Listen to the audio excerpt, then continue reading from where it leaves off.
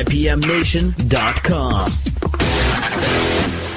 Hello, everyone, and welcome to this hijacked episode of Matt Connarton Unleashed. My name is Kendra L. Saunders. I'm the author of Inanimate Objects and the upcoming dark comedy Death of Mr. Right. Matt has let me take over his show because we have two very special guests. You may remember Fabio Costa from Season 10 of Project Runway. Fabio is the runner-up of Season 10 and never had a bad word to say about anyone that I can remember. Joining Fabio today is Rebecca Diele, his partner in fashion, partner in crime, and best friend. Fabio and Rebecca together have created a unique clothing brand called Not Equal that's just as much concept as material. They're currently only 5 days from their Kickstarter deadline. Fabio and Rebecca would like... Huh? They'd like to raise $20,000 from through their Kickstarter, and they're currently hovering around $10,000. They're offering a lot of really cool pledge prizes, and pledges begin at only $1. So thank you so much for joining us, guys. Thank you for having us. So you had a fashion show last week in California. I saw some of the pictures from that. Were those pieces part of the collection that you'd use your Kickstarter fund for? No, actually, for that collection, we were collecting money like underneath the rug, underneath the couch seats. So we were just pulling scraps and trying to sell a little bit that we had in stock from our previous collection, just to put that collection together. Oh, that's awesome! It seemed like it was very cohesive, though, for putting things together at the last minute like that. Well, I think Project Runway gave me the wrong idea that I can do things at the last minute. So Becca and I put this collection together in 2 weeks, not because we wanted to do it last minute, just because the money came through 2 weeks to the deadline, so we had to do it. It sounds like Tim Gunn would be very proud of you. So where can people view pictures from that fashion show? Well, we'll still to receive some pictures from the production of the event, but right now it's on palmspringslife.com, which is the magazine that covered the event. There are a few images, and the video is there. We're still to receive the images directly from them so we can actually promote it ourselves, so they can see. I think there are like 4 looks from the runway and the video they can see on the website. And we're hoping to shoot that. Should a lookbook based on that collection as well, so we can then approach buyers and retail stores to actually sell our collection. Yeah, and upload the website as well. Okay. When I look at your work, I totally could see Tilda Swinton buying pieces from you. But for those who are listening who aren't familiar with your designs, how would you describe the vibe of Not Equal? Well, we try to create clothing that are like free form, that the body is actually what gives shape to the garment. So there's a lot of calculations and miscalculations so that proportions are not really strict. So it doesn't really have that the proportions that you used to when you go and buy stores as far as like sizes small, medium, and large. We try to create size lists and sometimes sizes 1 or 2 for the same piece in the way that it will fit a different variety of body forms and body types, so that, try to break from that cycle. You buy something that has a size written for you. And we also like to, we have a lot of couture and bespoke techniques as well, so we like to do a lot of the hand sewing instead of machine sewing and just concentrate on details. But also, have it accessible so it's not too expensive for people to buy. Yeah, and I'm just imagining a world where, somebody could walk into a store and instead of having, one outfit in 15 different sizes where you're tearing your hair out, it can make it so much easier to go, well, of these 2, this one will fit me. Yeah. And I think also another thing that we're starting to touch upon that is obviously the beginning of a really long discussion is the fact that we also want to promote genderless clothing. So, nowadays, if you come into a store and then if you like a top that it's in the men's section, you might consider buying it just because it's in the men's section. But if in the future that can be an intermediate rack where things can just be purchased outside of gender the label. I think, I don't know, it just goes for more democracy in shopping as well. Yeah, that was actually something I was going to ask you about next. I know that in a recent interview you said something about you're, a little surprised to find that your really unique vision overlaps so well with, like a mainstream media, like a reality show. But do you think that maybe that's because you are stepping in and you're standing up for, people that might not want to conform to specific gender roles in clothing? I don't know. It's just interesting when I went into the show, like every challenge that I had, I would think of what that market would want and what those designers would like to see from me. And every time that I would do specifically that, that's when they would call me out, like, we want to see more of you in this design. So I think it gave me confidence in my own aesthetic, but I think it just made me realize, also some of the messages that I got from the viewers of the show, but just made me realize that people are interested in looking for something new and different and just, new discussions, basically. So I think that was the main mission for us when we started the brand. Yeah, and I also, I know that you've said you've sort of always had your personal style. Was there a time where you couldn't find exactly what you saw in your head and decided to create it for yourself instead? Was that part of why you got into fashion in the first place? Oh, yeah, definitely. I think that started when I was 15 or 16, where I couldn't really find exactly what I wanted to wear. And so I started to, customize the bed sheets in my house, and, bed sheets would go missing, scissors would go missing, and it would be under my bed, and I would have a new outfit. So I think I think that was, the first moment when I realized that I could dress exactly the way that I wanted to, and that meant a lot to me. It was sort of born out of necessity. I know you guys are offering some very, very cool pledge prizes for your Kickstarter project, including a chance to have dinner with you guys and a custom piece of clothing.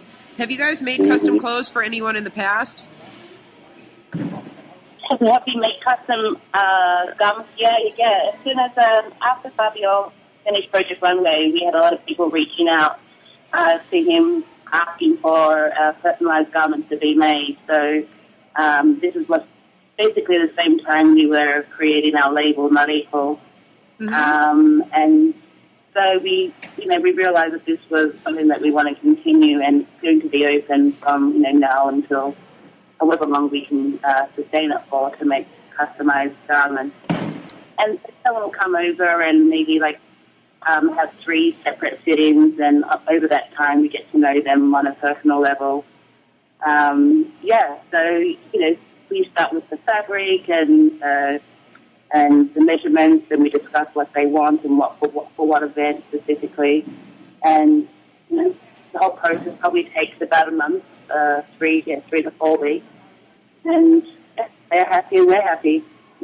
Yeah, because there's something really neat about that collaboration between having something made especially for you, whatever it is, and getting to work with somebody who you already know that you like their work.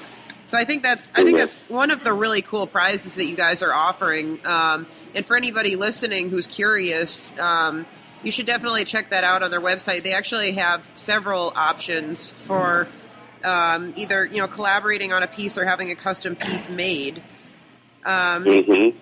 Now, you two have such a great aura around you, both as friends and collaborators. I read that you met at a favorite bar and became fast friends.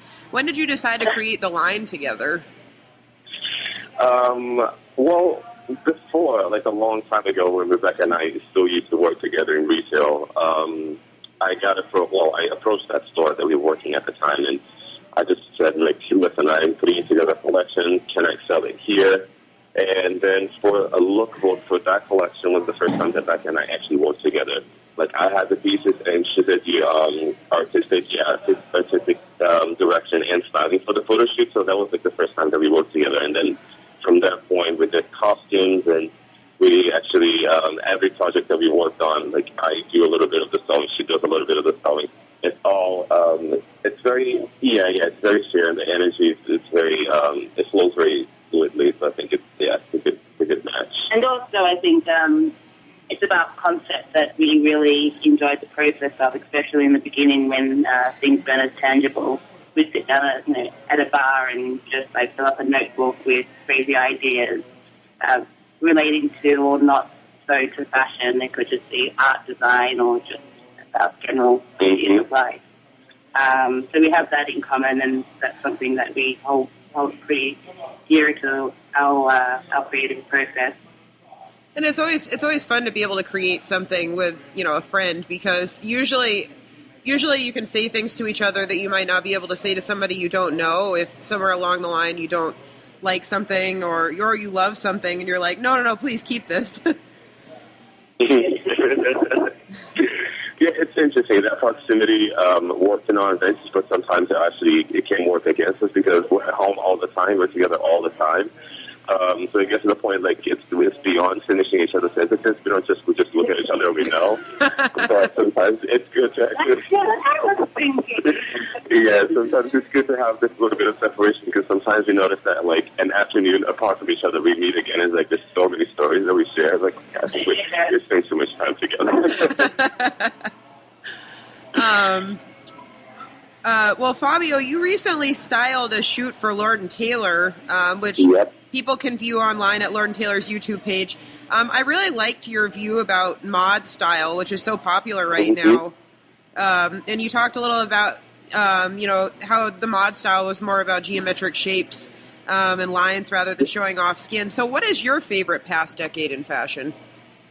I don't know. I'm usually torn between the 20s and the 60s, and I think they both have very, interesting things in common. It was about emancipation and style. In the 20s, women were starting to, release themselves from the corsets and from the hard shapes, and they were dressing before and forms a little bit looser. And I think the same thing in the 60s, where women were really taking charge of what they were wearing, how they were to be perceived. But I think those were really defining moments in fashion. Mm-hmm. And it was interesting that when they approached me for the Lord & Taylor shoot, they had a really specific idea of how they wanted everything to be. And it was always based on the Louis Vuitton collection for last spring, which was the geometric patterns and the checkerboard. And obviously, when I went around the store, that was in the back of my mind, but at the same time, I wanted to, push it a little bit further and just have my own spin on it. So I was just really paying attention to really graphic prints and things that would, color block in a way that the outfit, the overall image of the outfit would create that same geometric feel to it. So I was just paying attention more to things that were graphic, but at the same time had a little bit of that story to tell as well. Yeah, they had to know when they asked you to do that it was going to come out a little different from, Oh, yeah. And I think that's awesome. The 20s are completely my favorite time in fashion, too, for a lot of the same reasons you said. Plus, the accessories were so great. Yeah. I think it's a really beautiful, really romantic era. There was a lot of sensuality without actually showing a lot of the skin. I think, the drop waist, it's so feminine, and it's something that still fits a wide range of bodies. So I just think things that were really detrimental to icons in fashion. Yeah. Now, you guys have an event coming up in New York City on the 29th, is that right? Yep. Yes, the fundraiser party, flash just party, to raise money for our Kickstarter and to bring it home strong. So it's free for all over 21. There'll be performance artists, an open bar from 8 to 9, giveaways, and raffles with customized garment rewards. Mm-hmm. And Fabio will be DJing a bit as well. I mean, I guess the whole event would take shape on the night as well. Mm-hmm. That's awesome. So if people want to join you guys for that is on the 29th, and it is free for all over 21. That sounds like a good time. And I know you guys are really into some fun and obscure music. So do you take inspiration from music sometimes too? Oh, definitely. And, especially with the California show before, I put together a mix. I think it's when we're creating, it's really specific, the type of music that we need to listen to. And there's this playlist that we've been listening to for the past 2 months. And it helps put you in the mood, and it also helps just stay focused. So I think it's really important, and also for the show, because it creates the whole atmosphere even before you see tie everything in really, really tight with the collection. So yeah, music is definitely, and I think it was the first and the thing that I missed the most while I was working when I was a project runner is the fact that you can't listen to music. So I think that's not really fair. Hard. That's not fair. Yeah, no, that was pretty hard. Fabio and I had created this, Fabio had created this playlist that over the last 3 weeks, and we're creating this range for spring. We had it on repeat. Mm-hmm. Like, literally, maybe like 10 times a day, every day for 3 weeks. So it became somewhat, I don't know, like, compulsive. We needed it. If anybody wants to listen to it, it's on my playlist on Spotify. Oh, that's very cool. All right, yeah, definitely. Spotify is a cool thing for that. So if people want to check that out, definitely find that on Spotify. I noticed after all of you guys' runway shows on Project Runway, in the comments on a lot of them, they'd ask like, "Oh, where did this song come from?" So if you guys want to know where the actual songs come from that inspire your designers, that is where you need to go. Yeah. Now, I saw on Facebook that you added a new pledge prize, I think yesterday. Tell us about that. Well, Mondo is a really good friend of ours, and his team is really close with us. So they've been helping us with a lot of the promotion throughout the past month in Kickstarter. Mm-hmm. So they came up with the idea because Mondo had pledged to come, and because we had a reward to come and have dinner with me, but then he pledged to it, and then we had this idea of like, why don't we create an event separately so we can have dinner with Mondo and I, and we can talk about Project Runway. So it's more of an event and not so much just dinner, because Mondo is very lively and he talks a lot. It's going to be a lot of fun. That's awesome. So if people want to be able to hang out with Mondo and Fabio, that is one of the prizes on Kickstarter right now. We only have 10 spots, and the first one just filled in 30 minutes ago. Oh, wow. And we'll also be consolidating we'll give the other people an opportunity to join on as well if they wish. Oh, that's awesome. So you guys better get to that fast if you're wanting to grab one of those. And I have a couple fan questions for you, Fabio. A member from the Tumblr PR Make It Work asked, what was your favorite challenge on Project Runway? Oh my God. I have to say the baby challenge. That's what we were just about to ask about next. Actually, the second question is about that. For those that didn't see the episode, the designers had to create an outfit for a toddler, but they were also given an electronic baby that cried and needed to be held and fed, and they were expected to take care of it throughout the whole challenge. So somebody asked, how did you feel about that baby challenge as it happened? Well, good as it happened, because as I watched, it was a complete different thing. I thought it was being normal. I thought it was just like interact with the baby, because obviously I wanted to stay focused. But then when I watched it, I thought that I was completely psycho over that fake baby, because I was like tucking the hand, like I had my hand behind his neck the whole day. And sometimes the producer would be like, it's fake, right? You can't stop that. So I think it was just like, I was just caught up in the moment and just, like trying to get work done and trying to get that baby to stop crying, that I really, I think it crossed over into a real baby in my mind. You're a very good daddy. The cat in the house too. It's not so similar to that. I know it got to the point where Dimitri finally said something about, that baby's not real.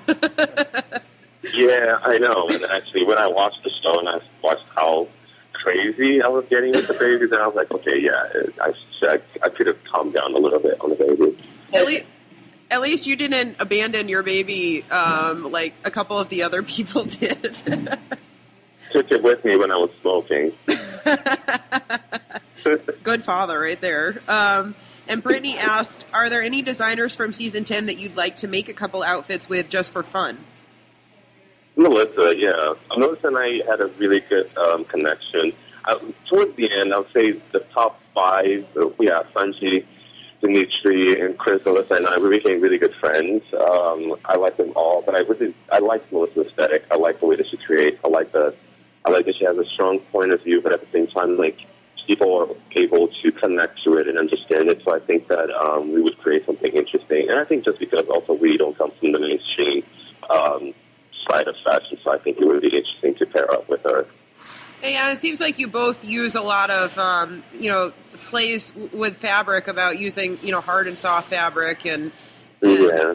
I think that... And she's also, her construction skills and her pattern making is really, really interesting. Like, if you look at a pattern before she puts it into a dress, you would not understand what it is. And I think that's something that's always interests me in creative, is how because there's obviously a very distinct way of making a top. A top would always be a top, but it's the route that you take to making that's interesting to me. And she actually has a really interesting aesthetic when it comes to that. Yeah, I completely agree. So now I have my signature wacky questions for each of you, and then we'll be almost ready to wrap up. So Fabio, if you were stuck in Jurassic Park overnight, would you rather be stuck with the T-Rex or with one Velociraptor?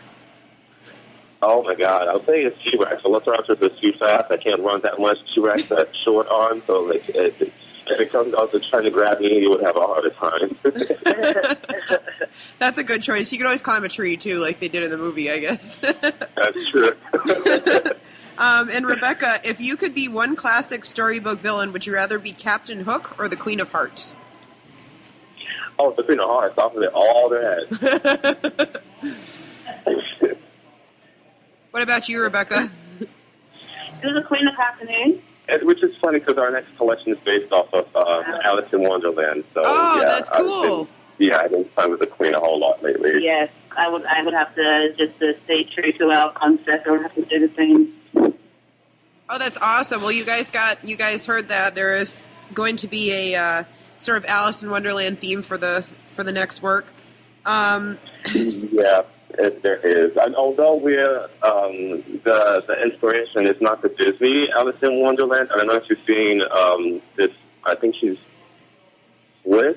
His name is Ian Zvenkmeyer. He made this really creepy stop-motion animation of Alice in the 80s, and I think that's more where it's also like Alice being challenged by identity and proportion as well, where things would be small, things would be big, or she starts disproportionate to her surroundings. Mm-hmm. So it's really playing on that, that challenge and of identity. Mm-hmm.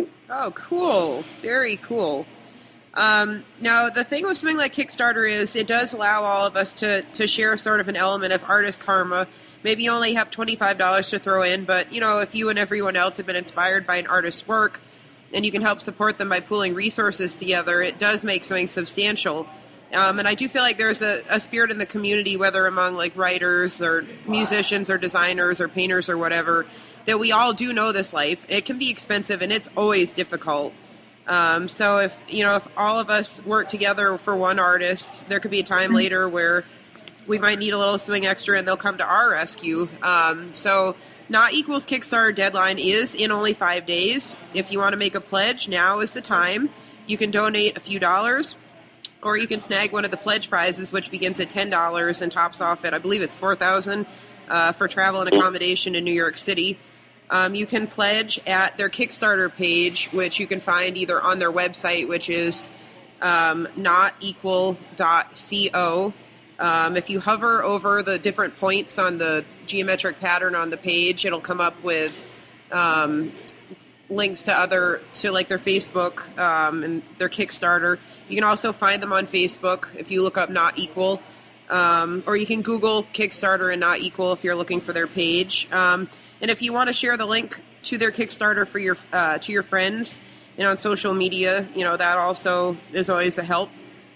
I will be posting links to Not Equal as well as the audio file of this interview on my website, so you can share that if you want with your friends. My website is www.kendra, KENDRAL, Saunders, SAUNDERS.com.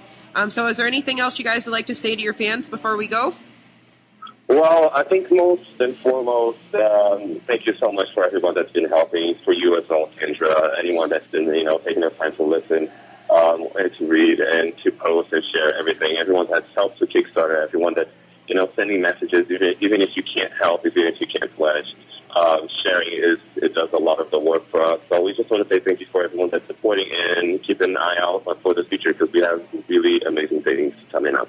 Thank you, Kendra. Oh, thank you so much, guys. Thank you. All right, have a good one. You too. Bye. Thanks, Bye. All right, guys. Well, I hope you enjoyed that really interesting and colorful interview with Fabio and Rebecca. Definitely check out their website. You can also find all of the links on my website as well as an audio file of this interview if you'd like to download it or share it with friends. I will give Matt his show back now, somewhat unwillingly because I had a lot of fun. But I hope to hear from you guys again soon. Feel free to hit me up on Twitter if you'd like, at Kendry, Kendry, Bird, and let me know what you thought. All right, bye. IPMNation.com.